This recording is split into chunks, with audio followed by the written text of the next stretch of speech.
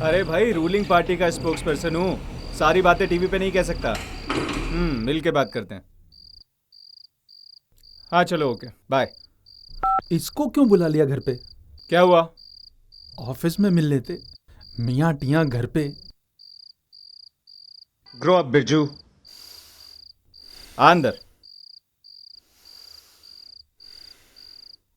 क्या हाल चाल भाई? बढ़िया। कैसे हैं? बढ़िया। बैठ बैठ। आ बिरजू, बैठ।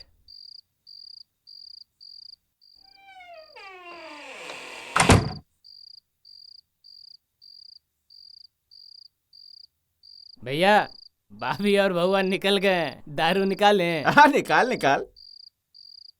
बिरजू बैठ। जी।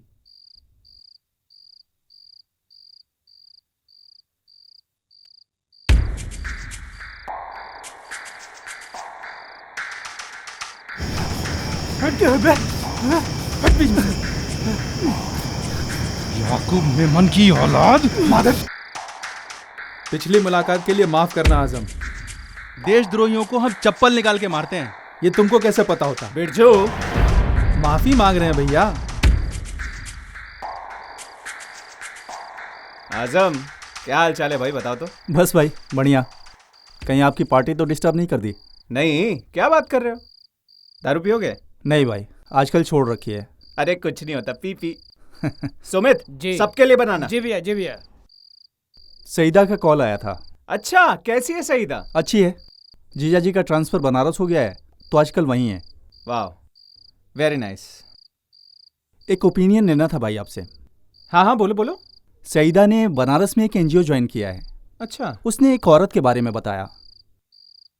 वो विधवा है, घाट पे रहती है। उसकी एक चचेरी बहन है, रुक्मिणी देवी। ओके। वो 10 साल से ऊपर से जेल में बंद है।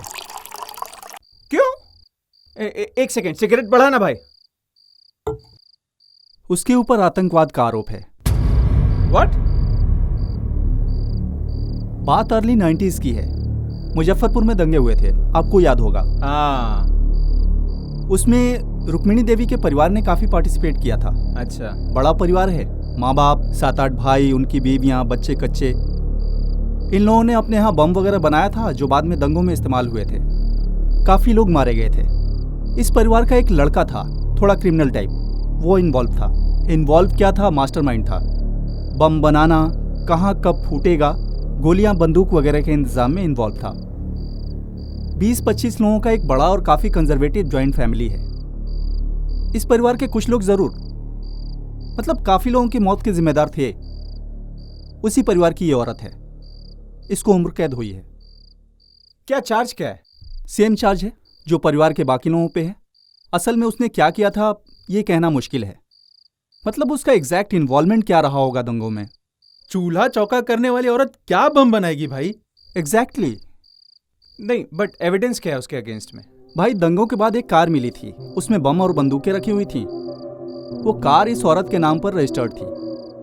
और दंगों से पहले उसके अकाउंट से कुछ पैसे निकाले गए थे जो शायद बम बनाने में इस्तेमाल किए गए हों। शायद, या शायद दाल चावल में। एक और इंटरेस्टिंग बात, दंगों के वक्त वो अपने मायके गई हुई थी। ओके। वो भी 1-2 दिन पहले नहीं, पूरे 8 महीने पहले से वो शहर में ही नहीं थी। यानी कि एक कंजर्वेटिव जॉइंट फैमिली की महिला को इसलिए जेल में डाल दिया गया क्योंकि एक कार उसके नाम पे थी। कहाँ फंस गई बेचारी। क्या क्रिमिनल कॉन्स्पिरेसी करेगी एक औरत जो कि 7-8 महीनों से शहर में ही ना हो? मतलब बेवकूफ हैं क्या ये लोग? उसकी आधी जिंदगी तो जेल में निकल गई भाई। सैड यार। देखिए, हो सकता है कि उसको आइडिया हो कि उसके घर में क्या हो रहा है। आजम, क्या बात कर रहा है यार? फैमिली मैटर्स में औरतों की कहाँ चलती है? अगर किसी के पति ने डिसाइड कर लिया कि उसे बम बना के कहीं पे फोड़ना है तो इसमें औरत क्या कर लेगी बेचारी? ना, उसका पति तो छूट गया। क्या? उसके खिलाफ कोई एविडेंस नहीं था। उसका एक देवर अभी भी भागा हुआ है, 2 देवरों को सजा हुई है, सास ससुर, उसके 2 और देवर, और घर की बाकी औरतें छूट गई हैं। ये क्या चूतियागिरी है भाई? पुलिस को जो कार मिली उसमें बंदूकें और बम थे। वो कार रुक्मिणी जी के नाम पर रजिस्टर्ड थी। अरे वो तो हमारे घर पे भी सब कुछ मम्मी के नाम पे है, लेकिन डिसीजन मेकर तो हमेशा पापा ही रहे हैं। ये तो जुल्म है एक औरत के साथ। अब उसको पता तो होगा ही कि उसके घर वाले बम बना रहे हैं। कैसी वाहियात बात कर रहे हो यार। एक तरफ तुम कह रहे हो कि वो 7-8 महीने से शहर में ही नहीं थी। नहीं थी, पर शायद बात होती हो टेलीफोन वगैरह से। बात होने से क्या होता है? 1 मिनट मान लो अगर उसे मालूम भी हो तो वो क्या कर लेगी? अब केवल मालूम होने से आप किसी को 10 साल से ऊपर जेल में ठूस दोगे, ये बात गलत है यार। परिवार के विरोध में कौन जाता है भाई? अगर मर्द होता तो फिर भी ये उम्मीद की जा सकती थी कि वो कुछ करे, पर एक औरत से ये उम्मीद करना कि वो अपना चूल्हा चौका छोड़कर पुलिस के पास जाए अपने परिवार के खिलाफ, ये थोड़ा अनरियलिस्टिक है सोशल पॉइंट ऑफ व्यू से। कोर्ट को इस बात पे गौर करना चाहिए था। कार के रजिस्ट्रेशन पेपर्स उसके नाम पे थे तो फंस गई बेचारी। नहीं नहीं नहीं, कुछ नहीं होगा, निकल जाएगी। ये कभी कभी जुडिशियल इश्यूज हो जाते हैं, लेकिन इस केस में दम ही नहीं है। एक औरत को आप सिर्फ नॉलेज और कार रजिस्ट्रेशन के आधार पे बड़ी सजा दे ही नहीं सकते। लॉ के हिसाब से शायद दे सकते हैं, क्योंकि आप परिवार का हिस्सा है ना। ये प्रूफ करता है कि आप कॉन्स्पिरेसी में शामिल हैं। मतलब आप ये प्रूफ नहीं कर सकते हैं कि वो अपने देवर के साथ मिलकर बम बना रही थी, लेकिन आप ये भी प्रूफ नहीं कर सकते हैं कि वो नहीं बना रही थी। बात सुनने में ही अजीब नहीं है? बेचारी को निकलवाइए जेल से। हाँ हाँ, मतलब ये कोई केस ही नहीं है। जब औरत शहर में ही नहीं है तो क्या कॉन्स्पिरेसी करेगी? और व्हीकल रजिस्ट्रेशन से ये थोड़ी ना प्रूव हो जाता कि कार का इस्तेमाल आपकी मर्जी से ही हो रहा है। छूट जाएगी, छूट जाएगी। ए सुमित, मुर्गा बढ़ाना। आजम लेना, खाना भाई।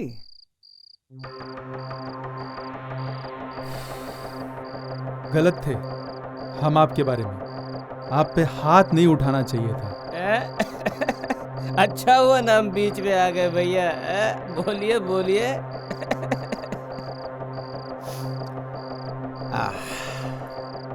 डिटेल्स निकालो कुछ।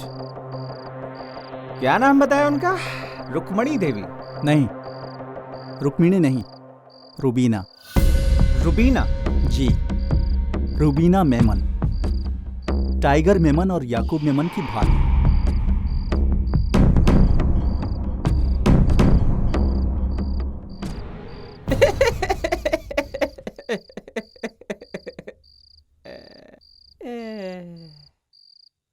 केस फैक्ट्स वही है सर। बॉम्ब ब्लास्ट के 8 महीना पहले से वो दुबई में थी। ग्वालियर में जो कार AK-56 के साथ मिली थी वो इसी के नाम पे रजिस्टर्ड है। कुछ पैसों का ट्रांजैक्शन भी हुआ था इसके नाम पे। उम्र कैद हुई है। भैया ओल्ड मॉन्ग खत्म हो गया है। वो अंदर रखा है स्टील अलमीरा के ऊपर, ले लो। जितने देशद्रोही मुसलमान और इंटेलेक्चुअल्स जो याकूब के पक्ष में जुलूस निकाल रहे हैं, उनको शायद इस औरत के बारे में मालूम भी ना हो। और अगर मालूम भी हो तो क्या वे सड़क पे निकलेंगे एक औरत के लिए? Long shot. सारी चढ़ी उतार दी यार तूने। आई नो, लेकिन बनारस के घाट पे बैठी विधवा हिंदू औरत की चचेरी बहन और एक मुस्लिम औरत में अंतर क्यों भाई? कुछ कन्विक्शंस इंडिविजुअल गिल्ट को नहीं बल्कि नेचर ऑफ क्राइम को एड्रेस करते हैं। क्यों? याकूब को मौत और बेअंत सिंह के हत्यारे बलवंत सिंह को सिर्फ कैद। फर्क क्यों? अच्छा, मेरे एक सवाल का जवाब दो। एक भुखमरी से जूझ रहे हुए इंसान को तू अगर ये बता दे कि वो कहीं पे जाके बम फोड़ा है तो उसे सिर्फ जेल होगी, 14 साल तक जेल में मुफ्त खाना मिलेगा और उसके बाद आजादी। ऐसे भूख से जूझ रहे इंसान को हमारे देश में ढूंढना कितना मुश्किल है? ज्यादा नहीं। India was a soft state. Judgments like Yakub and Rubina prove now it's not. कभी कभी केस और सब्जेक्ट से ज्यादा बड़ा होता है मैसेज, स्टेटमेंट। आतंकवाद बंद। आपको लगता है कि सरकार ने आतंकवाद के खिलाफ मैसेज दिया है? बिल्कुल। हमको तो लगता है कि सरकार मियां आतंकवाद के खिलाफ मैसेज देने में ज्यादा बिजी है। बिल्कुल नहीं। रोहिणी सालियान पब्लिक प्रोसिक्यूटर है 2008 मालेगांव ब्लास्ट केस की। ऑन रिकॉर्ड ये कहती है कि उसे नेशनल इन्वेस्टिगेटिव एजेंसी बम लगाने वालों के प्रति नरमी बरतने के लिए कह रही है। ऑर्डर्स फ्रॉम अबव, मई 2014 के बाद। कल को अगर गुजरात 2002 जैसी स्थिति पैदा हो जाती है तो हत्यारों के जहन में क्या डर होगा भाई? डर लगता है कभी कभी। अटल बिहारी वाजपेयी से बड़ा लीडर आपकी और मेरी जनरेशन में पैदा हुआ है क्या? दोबारा आए वो सत्ता में। जनता ने उतार दिया ना गद्दी पर से, एक ही टर्म में।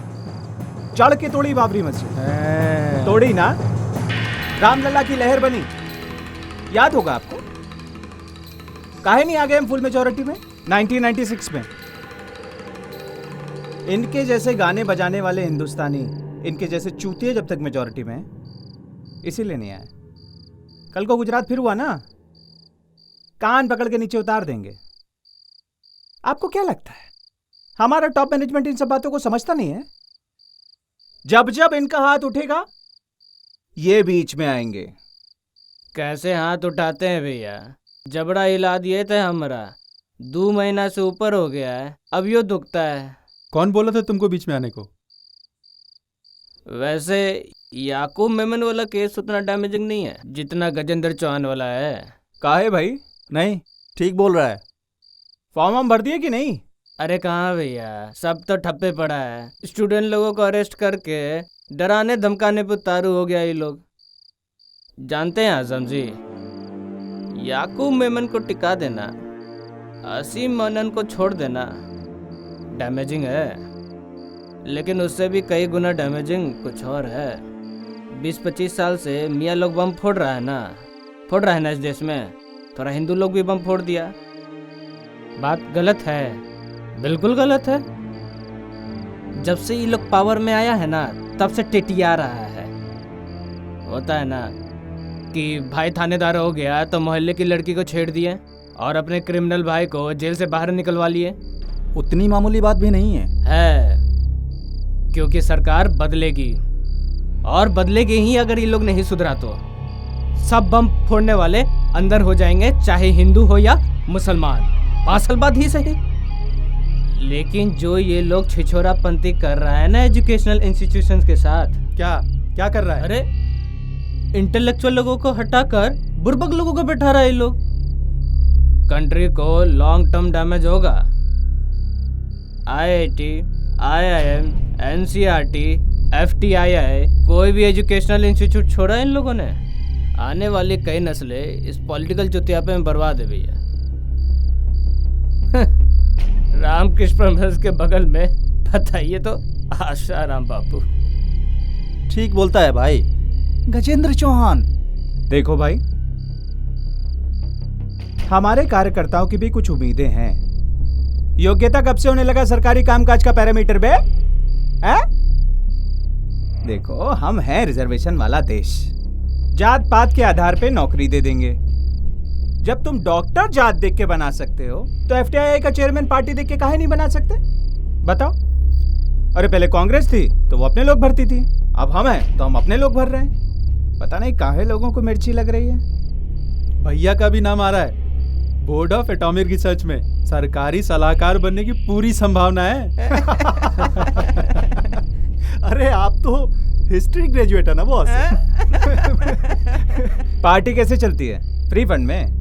अरे अगर हम कार्यकर्ता की तरह पूरा समय पार्टी को दे रहे हैं तो पार्टी का भी तो कुछ फर्ज बनता है कि नहीं है? अरे लेकिन ये सब पोस्ट कोई इंपॉर्टेंट पोस्ट नहीं है भाई, ये तो सिर्फ वो तनख्वाह लेने वाली पोस्ट है। एजुकेशन मिनिस्टर वाला पोस्ट भी भैया 12वीं पास बैठा है। अरे बोलती बढ़िया है। क्वालिफिकेशन नाम की भी कोई चीज होती है ना, पॉपुलैरिटी जरूरी है। हाँ, पॉपुलर तो हैं। देशभक्ति की पढ़ाई होनी जरूरी है। देशभक्ति या हिंदू भक्ति भैया है। क्या बुराई है इसमें? अब अगर आपको बताना पड़े कि NCERT में हिंदू भक्ति लाइन ऑफ थॉट क्यों क्रिमिनल है तो बहुत दुख की बात है भैया। ये लौंडा फिर मार खाएगा हमसे। अरे अब तो कोनो बात पे बम गोला फेंकने लगते हैं भैया। असली प्रॉब्लम मियाँ लोग नहीं है सर, असली प्रॉब्लम ये इस जैसे लोग हैं। मान लीजिए हमारी बात सर। अरे भाई होके मेरी पार्टी को वोट नहीं देता। अरे दिए ना भैया 2014 में। अरे पहले काहे नहीं दिया बे? अरे आपको नहीं पता है, इस बार डेवलपमेंट कथा पे वोट मिला है आपको। उसी स्टोरी लाइन पे रही है। सब प्लॉट निकालिएगा ना तो गड़बड़ हो जाएगा। वाह, मतलब अब ये सरकार भी मियाँ लोगों की तुष्टीकरण में लग जाए। अरे मत कीजिए, मगर डराइए धमकाइए भी तो नहीं ना। वाह, खूब डरे हुए ये लोग। टेररिस्ट याकूब मेमन के पक्ष में निर्लज्जता से जुलूस निकाल रहे हैं और तुम कह रहे हो कि डरे हुए हैं। ना, सही बोल रहे हैं बिरजू भाई। अरे जब तक आप जैसे लोग हैं हमें डरने की क्या ज़रूरत है। लीजिए पैक बनाइए। आपकी एक बात लग गई आजम भाई, हिंदू मुस्लिम सिख ईसाई सबकी सुनवाई है इस देश में, मगर औरत का कोई सुनवाई नहीं है। तो आवाज़ उठाइए, सोशल मीडिया पे ही सही। अरे क्या होगा उससे? लाइटली मत लो अपने एक भी लाइक और शेयर को, सरकार सब सुन रही है। अरे कहाँ सुन रही है भैया हैं? अब गजेंद्र चौहान जैसे लोग तारकोच की पढ़ाएंगे। सही में भैया, ये तो हद है। अरे अब तो दे दे। चला ले। किसी पार्टी या नेता का फैन मत बनिए, ऐसा कर आप लोकतंत्र का मजाक बना रहे हैं।